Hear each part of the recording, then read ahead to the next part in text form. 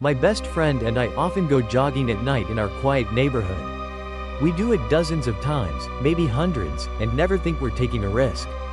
But just one night, one change of route, one faceless figure, and everything familiar has become terrifyingly wrong. We heard footsteps following, mirroring our every move, running when we ran, stopping when we stopped. When I turned back, N01. But then, we saw him, standing in the middle of the dirt road. Smile. Look straight at us with eyes that contain no life. We thought we would never get home. And the scariest thing? We don't know if he'll follow us back. I'm not a gym freak or someone who goes to the gym every day. But I'm not lazy either. A few times a week, I try to keep myself from getting too tired by going for a run or doing some simple exercises at home. What keeps me going is that I don't do it alone. My best friend, Jay, is always there for me during these workouts. He's different from me, tall, fast, and always in athletic shape. Jay is like my unofficial personal trainer, not letting me find an excuse to quit. I'd probably say, okay, I'll do it tomorrow. We live in a quiet neighborhood where everything seems to slow down after 8 o'clock at night. Street lights are placed at regular intervals at every turn and corner, casting warm yellow bands of light across the sidewalks. While the city can be noisy and chaotic, my neighborhood is like a little oasis, secluded enough to feel safe, but not so isolated that you have to worry. Jay and I started running at night around the middle of last year, when the weather was cooler and there weren't as many people out. We both loved the silence of the night, no honking cars, no screaming kids, no bright sunlight making sweat drip into our eyes. Just the sound of our feet hitting the pavement and our breathing synchronizing to the rhythm of our runs. Jay has a high endurance and always takes the initiative to run longer distances and faster speeds. But he also knows my strength well and always adjusts so that I don't fall behind. There are days when I'm tired after school or a long day at work. Jay will just say softly, "Let's go for a light run tonight," to get some air. So we alternate between walking and running, talking about silly things, from high school drama, girls Jay is flirting with, to imaginary things like what would be the first thing we would do if we won the lottery one day. One strange thing I noticed on my night runs was how the darkness made everything seem closer. Roads I had walked hundreds of times during the day seemed different at night. Under the dim yellow light, everything had softer, more mysterious lines. I remember Jay stopping in the middle of the road, pointing to a tree shadow cast on the sidewalk and asking, "Does this look like a dog?" I looked, and saw that the shadow looked like a dog lying down with its legs stretched out. We both burst into childish laughter at my little discovery, then continued running, not thinking twice. Even though the neighborhood was quiet and familiar, we never ran without proper preparation. Jay always carried a small flashlight on his head, and I turned on the flashlight on my phone if we had to go through dark areas. We also agreed to only run in areas with street lights and close to home. Never go into the woods or open spaces. That was an immutable rule. Actually, at the time, I thought that rule was a bit exaggerated. I had never heard of anyone getting into danger there. But Jay was serious. He once said, "Even the safest place can hide something unsafe." We can't know everything. Perhaps it was because of Jay's vigilance that I never felt scared during my night runs. Having Jay by my side felt like an invisible layer of protection. He was tall, strong, and always calm. I once saw Jay handle a minor road accident. A car almost hit a kid on a bike. Jay jumped between the car and the kid, then calmly resolved the situation without losing his temper. From that day on, I became more convinced that as long as Jay was around, I would be fine. On those peaceful evenings, running was not only a way to exercise my body but also a way for me to let go of everything from the day. Every time my feet touched the ground, it was as if I was shaking off the fatigue, anxiety, and even the pressure of studying. Jay and I kept running in laughter and panting, not knowing that those familiar roads, those soft yellow lights, would bring with them a completely different memory. A memory that I still cannot forget. Because one night, everything changed. There was no moon that night. We stood in front of my house. Both of us warmed up, breathing lightly, heart rate steady. Jay checked his shoelaces and looked up at me, his familiar eyes flashing with a hint of challenge. "The old route is getting boring," Jay said, a hint of excitement in his voice. "How about we try a bigger loop today? Take the trail behind your house, then loop around to the side road. Then onto the dirt road. More distance, more challenge. The route Jay was referring to wasn't entirely unfamiliar. But it wasn't exactly familiar either. The trail was a small path through the woods, a wooded area behind the neighborhood that ended up on a less traveled road before rejoining the main road.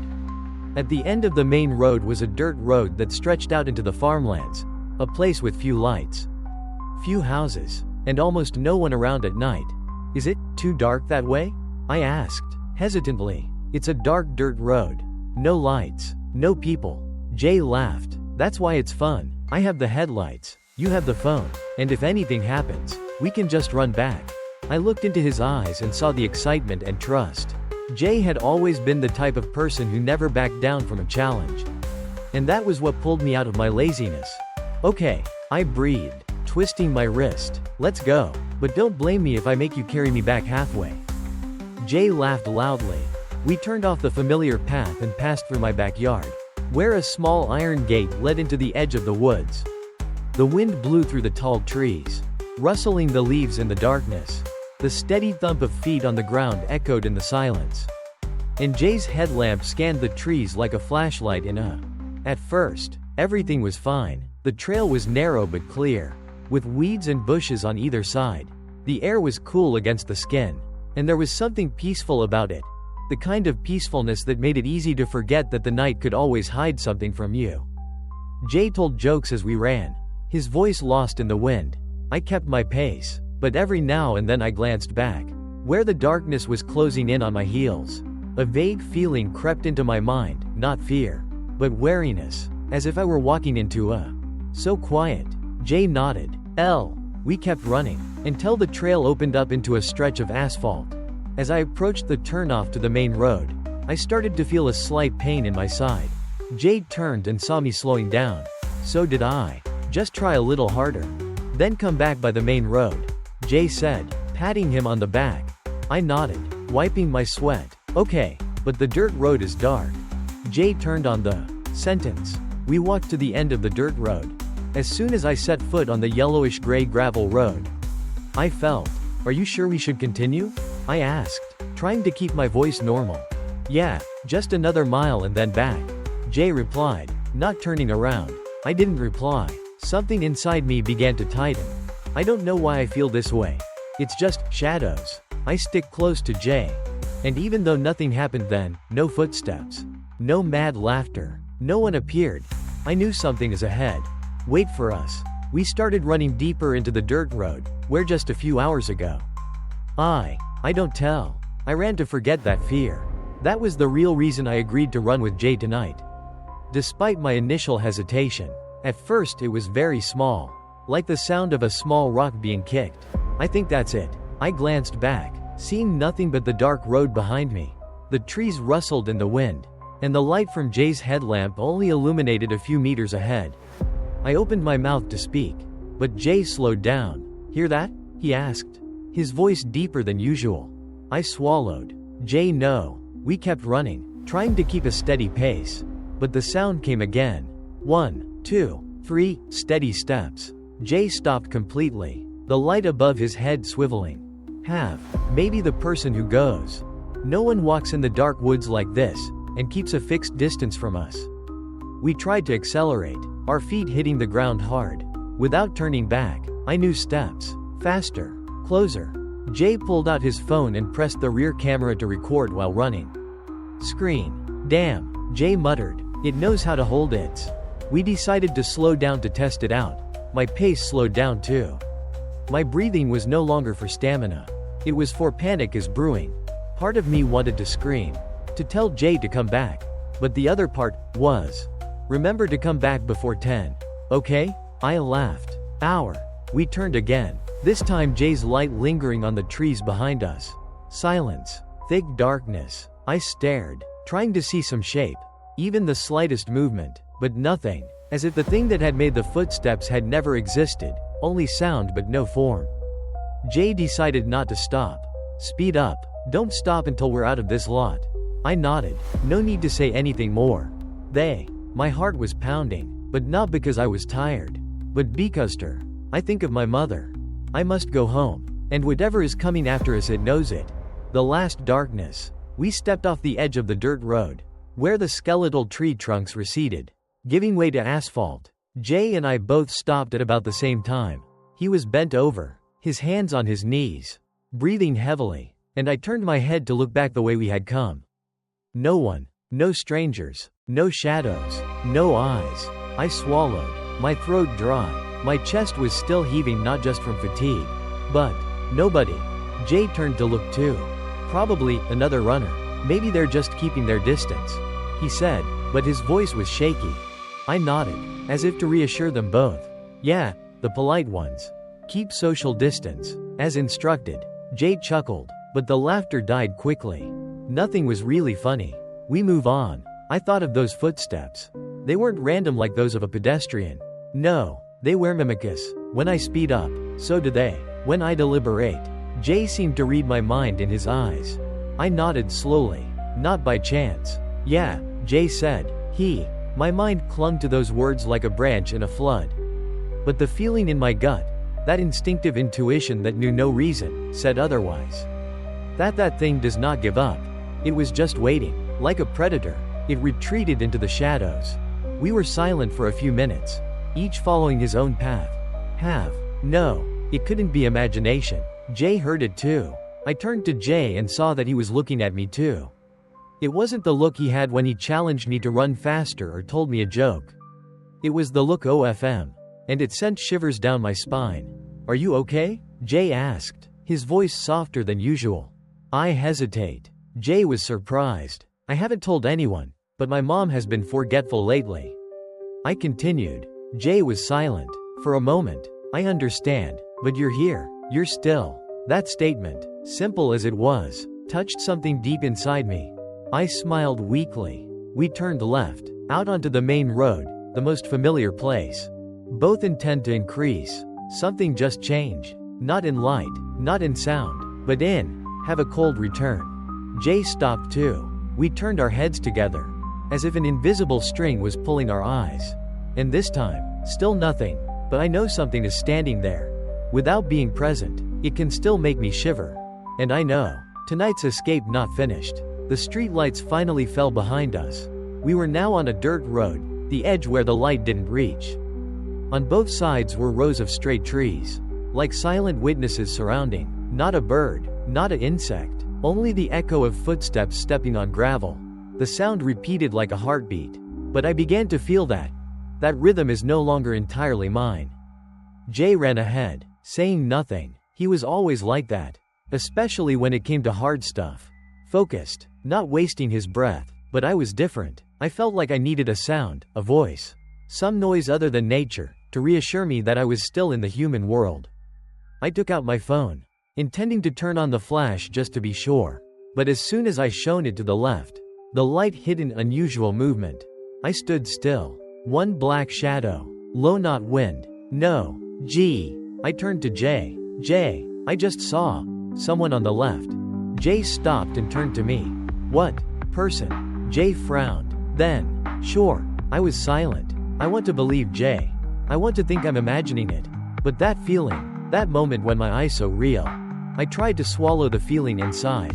Jay never said I was weak, on the contrary. He pulled me along, helped me train, waited for me every time I fell behind. But I knew, deep down I was still afraid. Fear of being left behind. Afraid that if I say too much, I will become a real burden. Jay nodded. The end of the dirt road. I nodded, but my heart was not at peace. We kept running, and I tried not to look towards the forest anymore. But from that moment on, I no longer see the dirt road as a road, which is a gap between two worlds. One world of humans, and one the thing just flew. I think of 3. He was a man. You must never be afraid of the dark. Son, the dark doesn't kill you. Only what's hidden. I had forgotten that saying for many years. But now, amidst the night forest and the sound of my own footsteps, I truly understood him. Jay stopped suddenly in front. Hear that? I held my breath. A small rustling sound. Not from the front, but from left. We stood still, not daring to move. The rustling sound repeats, lightly. Then, silence. I turned to Jay. This time, he didn't say, I must be imagining it. Jay looked at me, eyes open. My chest tightened, because for the first time all evening, Jay also afraid. We stood there for a few more seconds. It felt like a lifetime. Then Jay said softly, "I think we should." I do not argue. The two of them slowly turned around, then started running in the opposite direction, towards the light they had left behind. But as I was about to take a step, I heard a small sound, breathing, choking and urgent. I'm not going back. I just clenched my fists, looked straight ahead, and started running faster than ever. The way back is always shorter than the way there. But tonight, it's long. We don't talk anymore. No more laughter. No more teasing each other like usual. I don't know what Jay was thinking, but in my mind, the image of the dark figure rushing into the woods kept coming back. There was something until alive between two worlds. I swallowed. We were almost at the point where the side road met the main road. I recognized the place by an old sign. Already language. Not my footsteps. Not Jay. The sound came from behind. Jay heard. I know. And he stood there. We froze. A man, or at least, a humanoid figure, stood about 20 feet away from us in the middle of the dirt road. His back was to us. I remember every detail. Black hoodie. No hood on the head. Him. Say nothing. Don't turn around. Jay took a deep breath. "Hey," he shouted, his voice shaking slightly, trying to sound calm. "Hey, man, are you okay?" No response. Jay took a half step forward. I hold his hand. Already he laughed. A laugh rang out, high and crackling like cracked glass. Unlike any I had ever heard. It wasn't happy. It wasn't angry. It was the laugh of a nothing left to lose. Jay stepped back, his voice low. "What the hell?" And then he turned. No rush. No jump. Just slowly, as if he knew we were there all along. I can't describe the feeling. It wasn't panic. It wasn't normal fear. That is, disintegration of every concept of safety I ever had. He looked straight at us. His face was so pale it glowed under the flashlight. His eyes were wide open, unblinking, as if stretched. Not angry, not mad, just empty. His mouth was still open, the smile gone now but lingering, as if he had once been a man who could smile, but had forgotten how to do it properly. I remember having nightmares as a child, a recurring dream where I was trapped in a burning house, calling out for my parents but no one answered, but never had a dream that made me feel I am small and useless like that moment. Jay whispered, "Run," and we run. No more technique, no more rhythmic breathing, only survival instinct pounding in my veins. I ran not for strength, but for the only belief left in me: if I stop, I will never get home. Laughter rang out again, closer this time. I dare not turn back. Jay ran beside me, breathing heavily. No one said anything else. There was no need. We both understood. He's following, and he wants us to know it. We passed the first traffic light on the main road, turned into a residential area. The yellow light caught my sweaty hair. My legs were tired, but I didn't stop. It was only when I saw the light in my house. The back door was still ajar. My mother had left it on so I could find my way home, that I broke down. Not crying, but pent-up emotions pouring out through every cell. I threw up as soon as I stepped into the backyard. Jay closed the door. I locked all the entrances, pulling the latches behind me as if I did enough, the outside world wouldn't be able to get in anymore. We didn't say anything for a few minutes. We just sat on the floor, our backs against the door, breathing like we hadn't breathed before. And then, very quietly, I said, "I saw his face." I will never forget that look. Jay nodded, his eyes blank. Me too. I used to think laughter was the most pleasant thing in the world. When I was a kid, my dad's laugh made me feel safe. When my mom laughed, I knew she was okay. Jay's laugh, deep, warm, and sometimes goofy, was what pulled me out of the days when I just wanted to curl up in my room and disappear from the world. I've always believed that laughter is a sign of life, of friendship, of human connection. Until that night, laughter had destroyed all that faith in me. I didn't know who he was, where he came from, or why he was standing there, in the middle of a deserted dirt road, just a few dozen feet away from us. But I knew one thing for sure: he wasn't like any human being I have ever met. He didn't have to do anything, just standing there, his back turned, and his presence was enough to drain the blood from my veins. But then, as if to engrave it into our memories, he laughed. The sound came suddenly, without warning. It rang through the silence as if he had plunged a knife into the night. A long, twisted laugh echoed through the trees as if the forest were laughing with him. Not a big, hearty laugh, not a small, contemptuous laugh either, which is one burst of laughter, like the sound of cracking glass, like the breath of a madman, like the sound of someone trying to learn how to laugh but never really understanding the emotion that comes with it. I felt Jay freeze beside me. He was never scared. Even the time we were stuck in an elevator for 2 hours at the mall, he laughed and told me not to panic. But now, he was completely silent. I'm not sure he's human. I heard myself mumble, barely believing the words I just said. He kept his back turned, his shoulders shaking with laughter. But suddenly, the laughter stopped. The whole air seemed to freeze. The wind stopped. The trees stood still. The world held its breath. And then, he turned back. Slowly, unhurriedly, as if knowing we didn't dare move. As his face appeared in the dim light from Jay's headlight, I felt like someone was squeezing my heart. His face pale, as if covered with a thick layer of gray powder. Not white like anemic people, but white to the point of being unreal. White to the point of being more like a mask than human skin.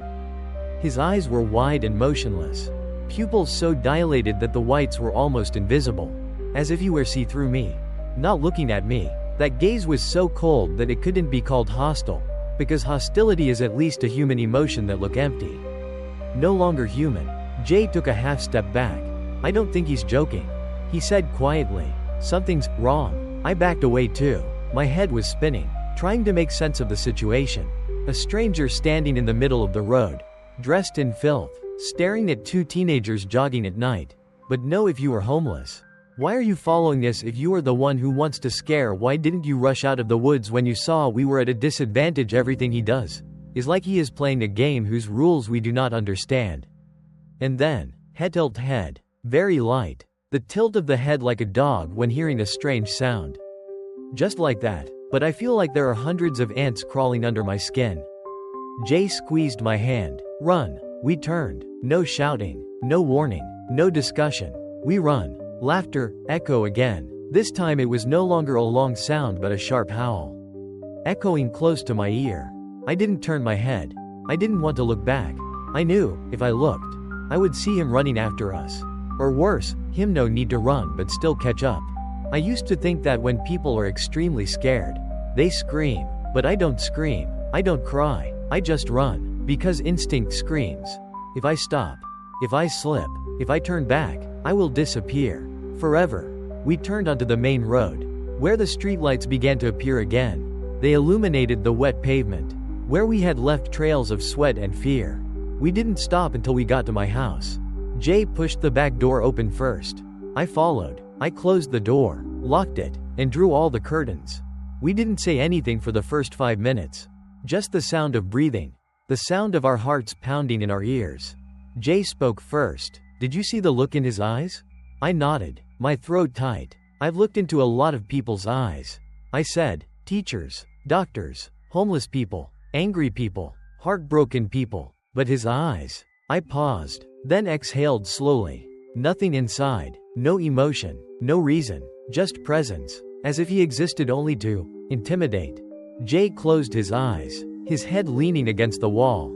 I will never forget that look. Me too. Because that night, I learned that not all eyes belong to humans. We ran through fear, run through the darkness, run through the doubts in your heart, run as if behind is death, and ahead is life. Every step hitting the pavement was like a hammering in my chest. There was no time to think. Only action, only instinct screaming in my head, faster. Don't turn, don't stumble, don't stop. The laughter was still there, distant, then closer, as if echoing from the trees behind him. His laughter was not human. It was like the cracking of something not of this world. But then, after the last row of houses, after the streetlights that I had never seen as beautiful as this moment, we see the light of my house. The small house that I had once seen as ordinary, now looked like a fortress. Every brick, every window was a shield against the evil that had just followed us. We didn't stop until the back door slammed shut behind us. Jay locked all the locks, and I doubled over with the strain. I had never felt so weak, and yet so alive. We sat on the floor, sweat pouring down our backs, hearts pounding like drums. No one spoke for several minutes. The house was silent except for heavy breathing and the gentle whir of the ceiling fan overhead. I listened. There were no more footsteps outside. No more laughter. Nothing, as if he never existed. Jay turned to me and said softly, "I'm sorry." I looked up, surprised. "What?" "Because I took you on that route. I was careless. I thought it was just another night run like usual. I didn't think." I shook my head, placing my hand on Jay's shoulder. "No, you always make me stronger. No one saw this coming. What matters is, we're still here." We looked at each other. And then we laughed, a real laugh. A shaky, trembling laugh. But it was of human, and it was that laughter, in stark contrast to what we heard out there, that reminded me, fear cannot overcome us unless we let it. That night, we stayed up until dawn. No one dared go to sleep. We watched movies, played music, played games, did everything we could to keep the house filled with sound, to dispel the eerie silence of the night forest. My mother didn't know anything. She thought we were just staying up playing like usual. I was going to tell her, but when I saw her tired but relieved face when she knew I was home safe, I decided to keep that story to yourself, at least for now. The next morning, the first light of the sun shone through the window. I went outside and looked back at the dirt road in the distance, which had been the corridor of my nightmare last night. In the light, it was just a dusty road, running through the silent trees. Nothing different, but I know I'm not imagining it. Jay knows. And for me, that's enough. We never ran that area at night again. And if you're listening to this story, I hope you'll remember this too. Not every place is safe, even when it is familiar. Not everyone is human, and not all fear is imaginary. Run with a friend, choose a well-lit area, keep your phone charged, and most importantly, don't ignore that feeling of insecurity in your heart. It may be the only thing that saves you. It's been 2 months since that night. Jay and I still run. But early in the morning, when the sun comes up, we still laugh, still challenge each other like before. But now, between the jokes and the footsteps, there's a tiny silence, a gap in our memories that we both understand, but don't need to repeat. And maybe that's enough. Studio microphone, if you've listened this far, thank you very much. This story is not just about one strange night, but a lesson I will carry with me for the rest of my life. Speech balloon, please leave a comment below if you've ever had a strange experience while running, walking, or simply when something just doesn't feel right, and you can't explain it. Thumbs up, please like the video if you find this story worth pondering. And if you think Jay is a great friend that everyone should have, leave a biceps in the comments to show him some support. Push pin, and don't forget subscribe channel to never miss more true, thrilling, and moving stories. We release new videos every week, chronicling life-changing moments that happened overnight. Thanks, and see you soon. After 0 hours.